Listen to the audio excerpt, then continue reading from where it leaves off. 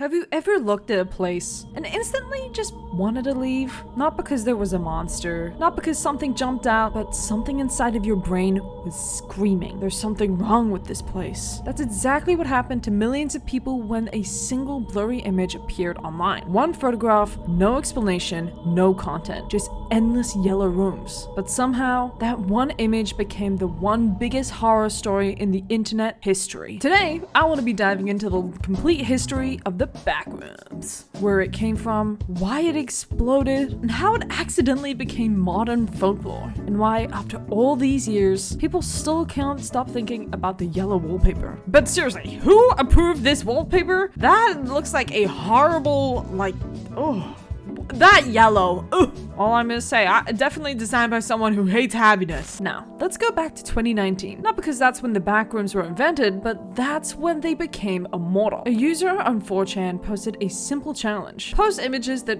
just kind of feel off. The weird kind. Schools at night, abandoned offices, places that aren't really scary until they're completely abandoned, like a mall. Someone uploaded this image, the infamous yellow office. Alongside it, they wrote 4 sentences. If you're not careful and clip out of reality in the wrong areas, you'll end up in the back rooms. Nothing but stink of old, moist carpet, the madness of the mono yellow, the endless background noise of the fluorescent lights. God save you if you hear something wandering nearby, because it sure as hell heard you.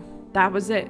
No explanation, no map, no monster, just enough information so that your imagination can do the rest. But that's exactly why it worked. See, most horror tells you exactly what to fear, like a big monster in the hallway, or your creepy neighbor. But the Backrooms didn't. It simply suggested you're lost forever. And as humans, we hate the uncertainty of that. If someone tells you there's a monster behind a door, you at least kind of know what you're dealing with. But let's flip it. If someone tells you something might be behind that door, it allows your imagination to run wild. Your own imagination just became the monster. Put it simply, it's psychological horror. But there was another reason this image spread so quickly. It introduced millions of people to something they have already experienced without even knowing there was a word for it. Liminal spaces. You might be asking yourself, what's a liminal space? A liminal space is somewhere designed to be full of people, but it isn't. A school hallway at midnight, an empty airport, a shopping mall after closing,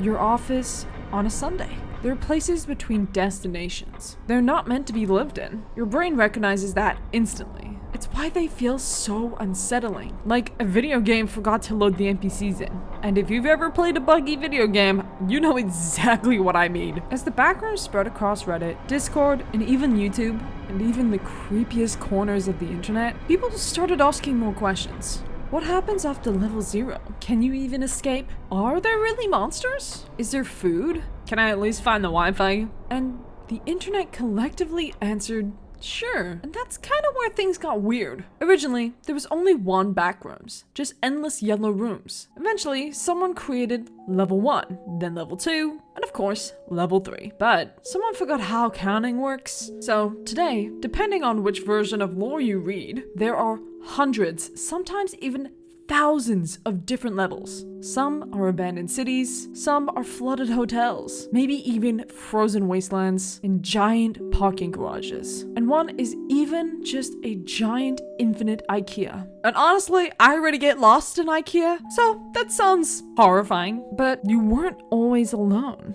Creatures wandered the Backrooms. Facelings, smilers, skin stealers, hounds, death moths, memory worms, and just so much. And if you're probably thinking, wow, that's a lot. And yeah, it is a lot. But I love the ever-expanding universe. But I get that sometimes people feel that it missed the point. Because suddenly, the horror wasn't the loneliness anymore. It became, here's another monster with, another wiki page. And that's one of the biggest debates in the Backroom community still today. Should the Backrooms stay mysterious? Or become a giant shared universe? Some fans, prefer the original. No levels, no monsters. Just you, the lights, and eternity. Others love the massive collaborative lore, but in my opinion, neither side is necessarily wrong. They're just enjoying completely 2 different kinds of horror. But then, everything changed. Because in 2022, a 16-year-old filmmaker named Kane uploaded a short film called The Backrooms, found footage. And that sparked the Backrooms curiosity once again, and made it feel more realistic, like it had come to life. But instead of explaining everything, Kane showed almost nothing. A cameraman accidentally no-clips into the Backrooms and spends the next several minutes trying to escape.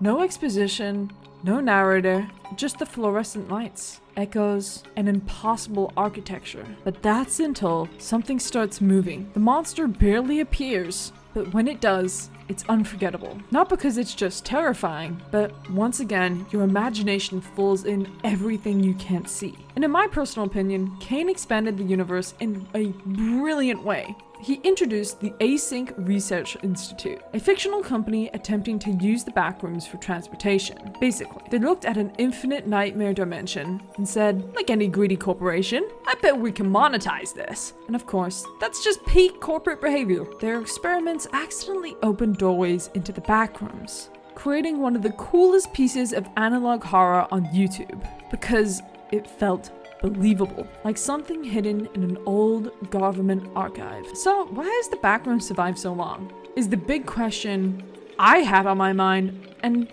other people probably do. It's because it taps into the fear that almost everyone has, getting lost, being alone, and never finding a way out, while less recognizing somewhere without remembering why or where it is. It's the horror that never needed ghosts, without needing blood, without needing jump scares, just endless rooms that never end. Maybe that's why people still make games about it, still create animations, build maps, and still search for the original location. Because somewhere in the back of our minds, I think we've all had that strange feeling, walking through an empty building and turning a corner and thinking, this really just doesn't feel real. And honestly, hopefully none of us really find out what happens. Oh, and the Backrooms movie just came out, which I've watched, but I know a lot of you guys haven't watched, most likely. So I highly recommend going checking it out. Me personally, I loved it. But if you enjoyed this video and me nerding out about the Backrooms, consider subscribing. I make funny content and plan to make more of these, because in all honesty, I've barely even scratched the surface. Alright, see ya!